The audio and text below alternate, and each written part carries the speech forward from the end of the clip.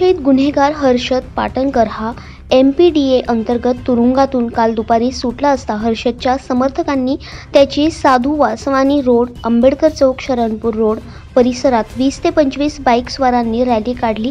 या रॅलीचे सोशल मीडियावर देखील स्वागत करण्यात आले। मात्र पोलिसांनी हर्षद भाईंना ताब्यात घेत पुन्हा तुरुंगात पाठवले। त्यांच्याबरोबर त्यांची गाडी चालवणारा नरेश उर्फ पवन माणिक कसबे यालाही सरकारवाडा पोलिसांच्या ताब्यात दिले। मिरवणुकीत वापरलेली महिंद्रा XUV गाडी क्रमांक MH15 GX 8721 ही देखील पोलिसांनी जप्त केली आहे। दैनिक भ्रमर, नाशिक।